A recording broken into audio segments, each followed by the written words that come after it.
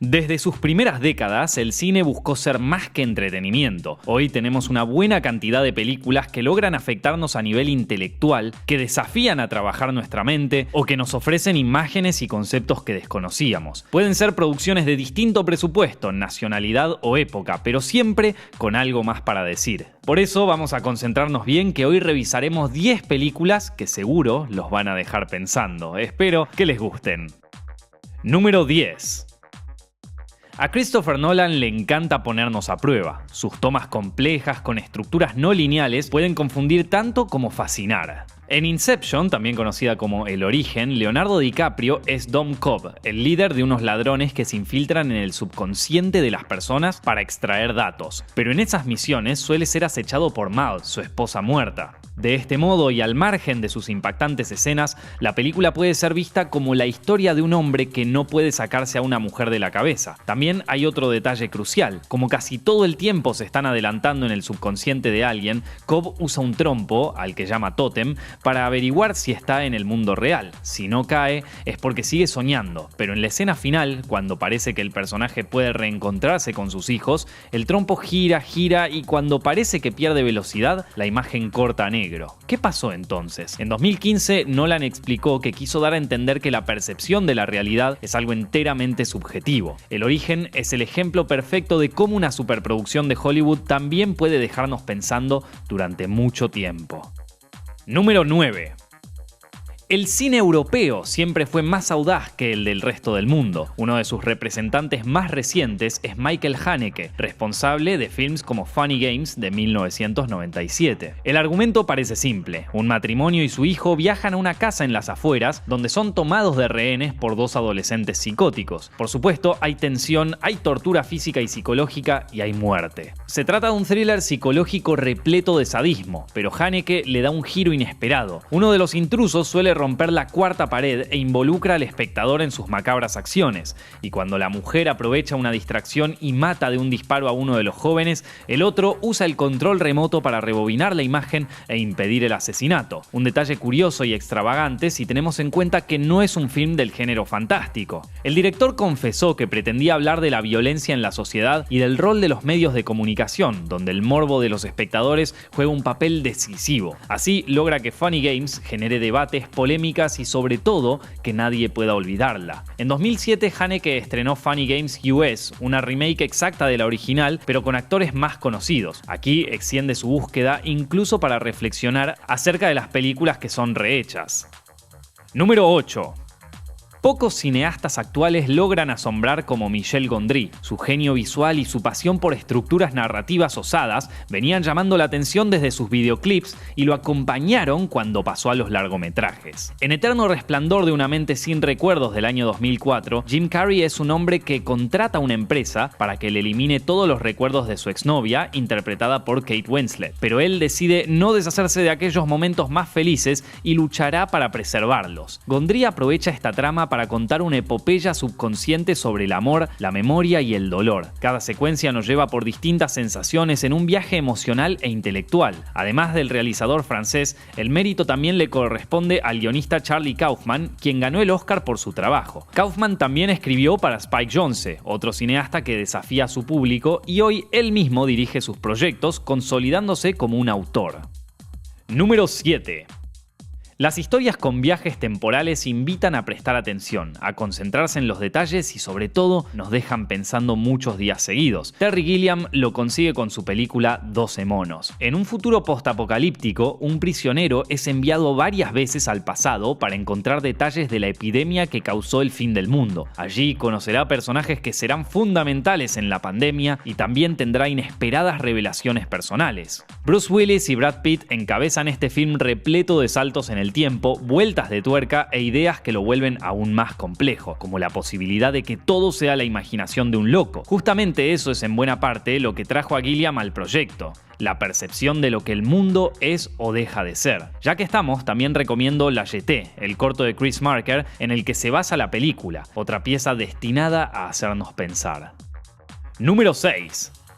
El cine latinoamericano también sabe ofrecer propuestas capaces de revolverle el cerebro al espectador, por ejemplo, en El Aura, de Fabián Bielinski. Esteban, interpretado por Ricardo Darín, es un taxidermista que padece de epilepsia. Un viaje al bosque patagónico, lejos de la ciudad, parece ser un cambio de rutina, pero allí termina siendo partícipe de un crimen que solo traerá misterio, locura y violencia. Desde su estreno en 2005, la película fascinó por su narración sutil, calculada, que deja la puerta abierta a toneladas de interpretaciones.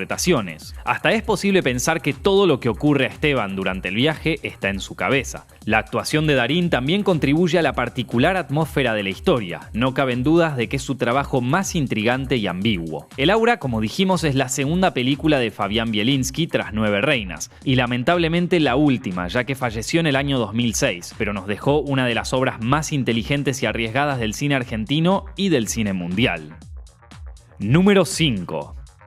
El canadiense Denis Villeneuve es especialista en dramas y thrillers capaces de dejar a las personas con preguntas y extrañas sensaciones. En La Llegada, la Tierra recibe la visita de 12 naves espaciales. Una lingüista y un físico son convocados por las Fuerzas Armadas para hacer contacto con los extraterrestres y determinar si tienen fines pacifistas o todo lo contrario. Podría haber sido otra película de invasores marcianos, pero el director y su guionista la convierten en algo más. La lingüista, encarada por Amy Adams, logra entrar en la mente de los aliens y descubre que la clave del entendimiento con ellos se encuentra en ella misma. Durante el tercer acto, una serie de recuerdos y visiones nos llevarán a una revelación destinada a generar charlas y debates. Un nivel de complejidad que convierte a La Llegada en una reflexión sobre el lenguaje, la comunicación y el espíritu humano.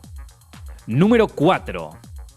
Donnie Darko es la primera gran película de culto del siglo XXI. Su encanto reside en una insólita premisa y su no menos convencional ejecución. Jake Gyllenhaal encarna a Donnie, un adolescente con problemas. Padece insomnio, se la pasa medicado, pero lo más extraño que le toca vivir es la aparición de Frank, un conejo que además le trae una advertencia. El fin del mundo ocurrirá en 28 días, 10 horas, 42 minutos y 12 segundos. Lejos de conformarse con ser un thriller psicológico o un coming of age siniestro, la película invoca conceptos de ciencia ficción, en especial las teorías de agujero de gusano que permite viajes espaciotemporales. De hecho, así es como Donnie logra salvar a su novia, aunque deba pagar las consecuencias. El director, Richard Kelly, era muy consciente de que su ópera prima representaba la punta de un iceberg. En 2004 vio la luz el Director's Cut, que incluye algunos cambios, mayor duración y expande los conceptos metafísicos de la versión anterior. Y así para muchos, Kelly terminó explicando de más.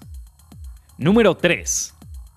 Las relaciones de pareja pueden ser muy complicadas, algunas por motivos más allá de toda lógica, como Una mujer poseída de 1981, también conocida como Possession. Esta es una de mis películas de terror favorita de toda la historia. Isabelle Adjani es Anna, quien está insatisfecha de su matrimonio con Mark, un espía. La tensión entre ambos llega a la locura y a la violencia. Y lo que hace única esta película son los detalles. El director, Andrzej Zulawski, ambientó la historia en la Berlín previa a la caída del muro, con su ambiente sucio y desesperado. También están las actuaciones de Adjani y de Sam Neill, con una sobreactuación cuidadosamente pensada, pero el elemento más choqueante es el amante inesperado de Anna, una criatura tentacular digna de H.P. Lovecraft que hasta puede cambiar de forma. Zulawski no se pone a explicarnos nada, somos nosotros quienes debemos adentrarnos en la experiencia y sacar nuestras propias conclusiones. Además, solía decir que Adjani quiso suicidarse después de ver la película, ya que había quedado muy perturbada por componer a ese personaje. El público también quedó igual de perturbado. Número 2. Además de ser uno de los referentes del cine mundial, Stanley Kubrick sabía muy bien de qué manera movilizar las neuronas de los espectadores. Si no, miren 2001, Odisea del Espacio. Su estructura episódica permite ir a los inicios del hombre hasta sus aventuras espaciales, y todo gira alrededor de un misterioso monolito que aparece de golpe y altera conductas. Tanto el pasado como el futuro nos muestran situaciones en las que una especie aparentemente inferior toma la iniciativa para sobrevivir, aunque eso signifique recurrir al asesinato. asesinato. Pero los momentos de más riesgos visuales y narrativos ocurren en los tramos finales. Siempre por efecto del monolito, el astronauta Bauman viaja a través del espacio, luego aparece en una habitación elegante y convertido en un anciano, pero después es reconvertido en un feto que flota en el espacio. Las teorías sobre este desenlace son infinitas y de todos los colores, igual que el viaje de Bauman. En los años 80, Kubrick llegó a contar ante un medio japonés que el astronauta era secuestrado por seres superiores que le otorgaban superpoderes, pero el director también supo decir que prefería dejar los finales abiertos, así que todavía podemos seguir teorizando. Número 1. De todos los directores que dejan pensando a su público, pocos tienen la fama de David Lynch. Podríamos elegir entre varias de sus obras, pero hoy le toca a Mulholland Drive. Ambientada en el corazón de Hollywood, está centrada en la relación entre una aspirante actriz y una mujer con amnesia, pero la trama también permite el surgimiento de otros personajes como un director de cine, un sicario y hasta un individuo de pesadilla. Aquí brillan los temas recurrentes en Lynch, como los sueños y los horrores debajo de una superficie pulcra. Y como corresponde, las interpretaciones están a la orden del día. Para Laura Harring, quien interpreta a la amnésica Rita, la película habla sobre el ego y la necesidad de matarlo para ser feliz. En cuanto a Lynch, nunca fue amigo de confesar sus intenciones ni de andar explicando su arte. En 2016, la BBC ubicó a Mulholland Drive como la número 1 de las 100 mejores películas en lo que va del siglo. Una decisión que podría ser tan discutida como el film, pero que da cuenta de su inolvidable impacto. Y eso fue todo por hoy, amigos, pero no se vayan sin dejar su like ahí abajo, compartir este video con sus amigos y suscribirse a Zepfilms para más sobre sus películas favoritas. Mi nombre es Nicolás Amelio Ortiz y nos estamos viendo la semana que viene.